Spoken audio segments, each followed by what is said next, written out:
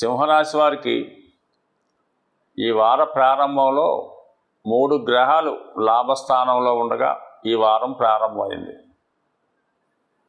ఈ కారణం వల్ల ఏంటంటే రవి లాభస్థానంలో ఉండడం వల్ల వ్యక్తిగత సామర్థ్యంతో మీ యొక్క పనులు ఎవరి సహకారం లేకుండా పూర్తి చేసుకోవడం జరుగుతుంది. ఈ ప్రయత్నంలో మీకు గవర్నమెంట్ అధికారులు కానీ రాజకీయ నాయకులు కానీ సంపూర్ణంగా సహకరించే అవకాశం ఉంది.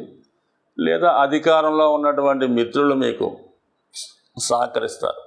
ముఖ్యంగా ఆర్థిక విషయాల్లో బుధుడు లాభస్థానగతుడై ఉండడం వల్ల ఒక 3 విధాలుగా ధనం మీకు ఈ వారం వచ్చే అవకాశం ఉంటుంది. ఒకటి ఏంటంటే ప్రభుత్వ పథకాల ద్వారా కానీ ప్రభుత్వ సహకారం వల్ల కానీ వచ్చే అవకాశం ఉంది. 2 వ్యాపారం వల్ల మీ యొక్క సొంత తెలివితేటల వల్ల అలాగే కుటుంబానికి సంబంధించినటువంటి స్థిరాస్తుల మీద ఆదాయం రావడం కానీ లేదా కుటుంబ సభ్యులకి ఉద్యోగమో వాళ్ళ యొక్క సహకారంతో కొంతవరకు మీకు ఫైనాన్షియల్ సపోర్ట్ మీ కుటుంబ సభ్యులు ఇచ్చే అవకాశం ఉన్నది.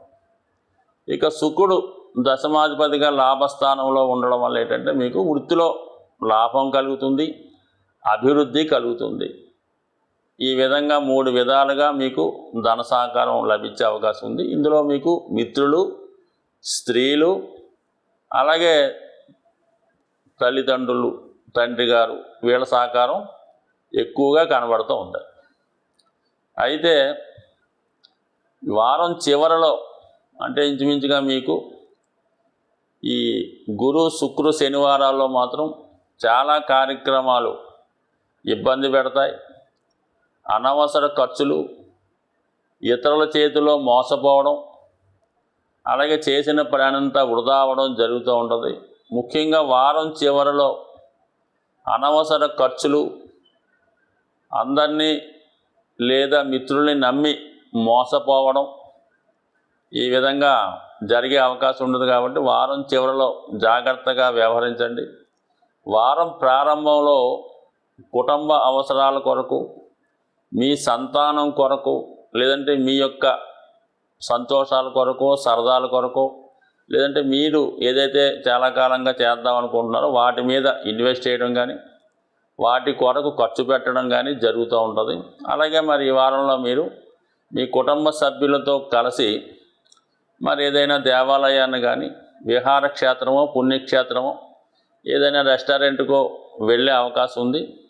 అలాగే మిమ్మల్ని మీ మిత్రులు కానీ మీ బంధువులు కానీ ఏదైనా ఒక ఫంక్షన్కో ఏదైనా ఒక వేడుకో మిమ్మల్ని ఆహ్వానించడం జరుగుతుంది. లేదు మీరు ఆ విధంగా ఏదో ఒక వేడుకలో ఒక ఫంక్షన్లో ఈ వారంలో ఖచ్చితంగా పాల్గొనే అవకాశం ఉంటుంది. మరి కొంతమంది కొద్దిగా ఆధ్యాత్మిక రంగంలో ఉన్నవాళ్ళు, కొద్దిగా సంతోషాలకి సరదాలకి దూరంగా ఉన్నవాళ్ళు ఎక్కువగా ఆధ్యాత్మిక పరమైనటువంటి ఆలోచనలు ఎక్కువగా చేస్తూ ఉంటారు. ప్రశాంతమైన జీవితాన్ని గడిపే ఉద్దేశంతో ఏదన్నా దగ్గరలో ఉన్నటువంటి ఏదైనా ఆశ్రమం లేదంటే ఏదన్నా కేంద్రంలో కొంతకాలం పాటు లేదంటే కొన్ని రోజుల పాటు అక్కడ స్టే చేసి హ్యాపీగా ఉండే ప్రయత్నం చేస్తూ ఉంటారు. సో ఏదైనా ఈ వారంలో ముఖ్యంగా వారం చివరిలో కొన్ని అవమానకరమైనటువంటి పరిస్థితులు కానీ కొన్ని ఇబ్బందికరమైన పరిస్థితులు కానీ ఎదుర్కొనే అవకాశం ఉంటుంది. మీరు రహస్యంగా ఏదో దాచాలనుకున్నటువంటిది ఇది వెళ్ళడం వల్ల, చేయని తప్పుకు పనిష్మెంట్ రావడం వల్ల, లేదంటే ఒక నింద అపవాదు లాంటివి వారం చివరిలో వచ్చే అవకాశం ఉంటుంది. అలాగే మరి మీరు ఎవరైతే మిత్రులు అనుకుంటారో వాళ్ళతో ఈ వారంలో కొద్దిగా విరోధాలు లాంటివి కూడా వచ్చే అవకాశం ఉంటుంది. కాబట్టి ఏదైనా మొత్తం మీద సింహరాశి వారికి ఆ లాభస్థానంలో ఉన్నటువంటి గ్రహాలు చాలా అనుకూలంగా ఉన్నాయి.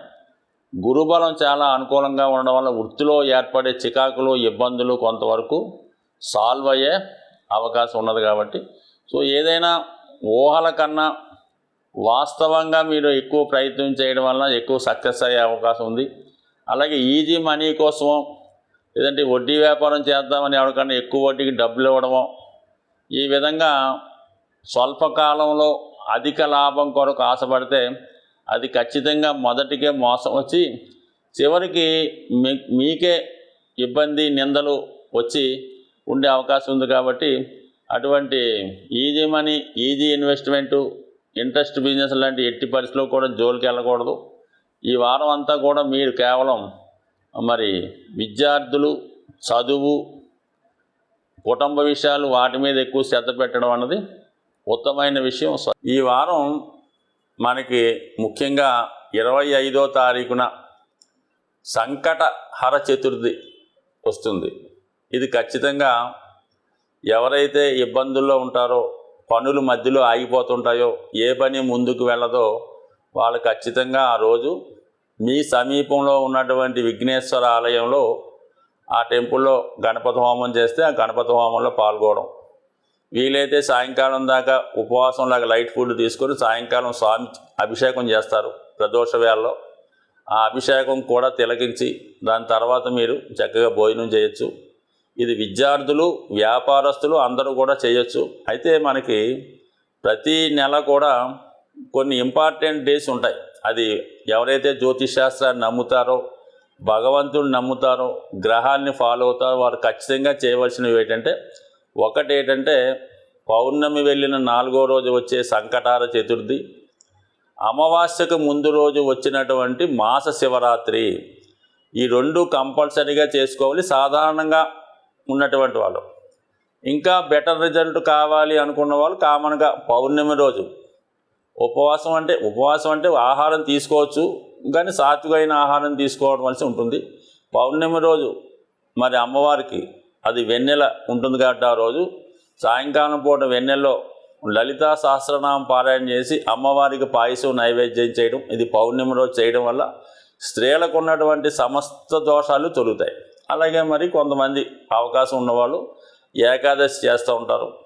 ప్రతి ఏకాదశికి ఏదో ఒక విశిష్ట ఉంటుంది కాబట్టి ఓపిక ఉన్నవాళ్ళు ఆ ఏకాదశి చేసుకోవడం వల్ల కూడా కొంతవరకు జాతకుడికి ఉన్నటువంటి సమస్యలు తొలగే అవకాశాలు ఉంటాయి. కాబట్టి మరి ఏది చేసుకున్నా చేసుకోకపోయినా ఈ సంకటహర చతుర్థి మరి మాస శివరాత్రి చేసుకోవడం వల్ల 100% చాలామందికి ఉపయోగపడుతూ ఉంటుంది. వాళ్ళ సమస్యలు సాల్వ్ అవుతాయి. ఇంకా చెప్పుకోలేని బాధల్లో ఉన్నవాళ్ళు అష్టమి రోజు కానీ, అమావాస్య రోజు కానీ అమ్మవారి ఆలయంలో ఓపిక ఉన్నవారు చండీ హోమంలో పాల్గొవచ్చు.